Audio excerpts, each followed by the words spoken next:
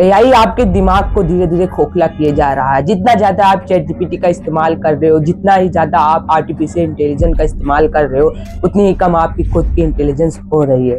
मैं जानता हूँ इस सवाल का आंसर करना बहुत अनकंफर्टेबल है, लेकिन जो नई साइंटिफिक रिसर्च इस चीज को सामने लेकर आ रही है वो सच में बहुत शॉकिंग है।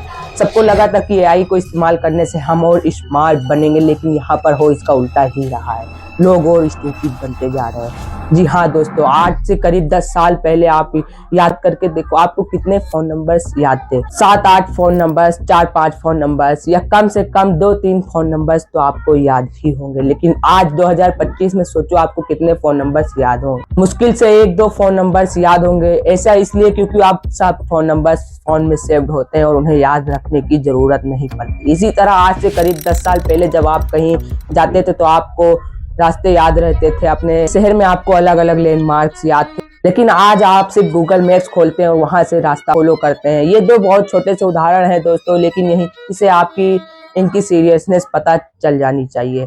आगे वीडियो में मैं आपको वो साइंटिफिक स्टडी दिखाऊंगा जो दिखाती है कि जो लोग गूगल मैप्स का कम इस्तेमाल करते हैं या बिल्कुल नहीं करते, फॉर एग्जांपल टैक्सी ड्राइवर, उनके ब्रेन का एक पूरा हिस्सा ज्यादा बड़ा होता है एवरेज लोगों के कंपैरिजन में। इमेजिन करके देखो, और गूगल मैप्स में तो पूरा मुद्दा सिर्फ रास्ते याद रखने का है। एआई चैट बुक्स तो आपके लिए पूरे के पूरे एस लिख सकते हैं, आपके लिए कोड कर सकते हैं, बिजनेस डिसीजन से लेकर इन्वेस्टमेंट और आइडिया जनरेट कर सकते हैं। यहाँ पर एक बहुत इंक्यूनिएट सवाल खड़ा होता है दोस्तों, क्या एआई का इस्तेमाल करना लोगों को और स्टूपिड बना रहा है? पिछले कुछ महीनों में नई साइंटिफिक स्टडी पब्लिश हुई है इस सवाल को लेकर, उनके रिजल्ट बहुत शॉकिंग है। आइए जानते हैं आज के इस वीडियो में दोस्तों। आप में से शायद कई लोग के मन में सवाल आ रहा होगा दोस्तों कि ये कैसी हिपोक्रेसी। इस पूरे मुद्दे से रिलेटेड 3 मेजर रिसर्च पिछले कुछ 1 साल में सामने आए हैं दोस्त। पहला है ये 2025 में अमेरिका के MIT मीडिया के लैब द्वारा कंडक्ट की गई स्टडी। इस स्टडी में रिसर्च ने 54 पार्टिसिपेंट को एक एस लिखने को कहा और इन पार्टिसिपेंट को 3 अलग अलग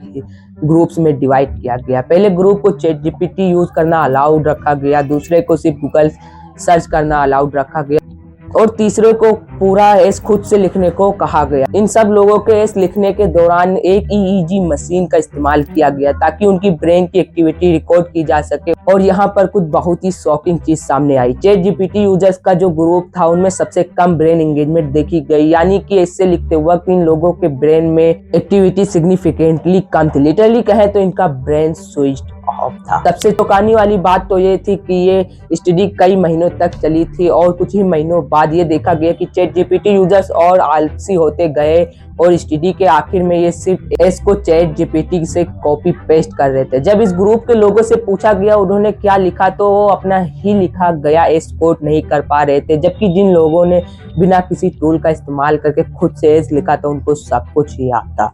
जो गूगल सर्च को इस्तेमाल करने वाला ग्रुप था वो कहीं ना कहीं इनके बीच में लाइक किया। उनमें एक्टिव ब्रेन फंक्शन जरूर देखा गया, लेकिन उतनी ब्रेन एक्टिविटी नहीं थी जितनी तीसरे ग्रुप में थी।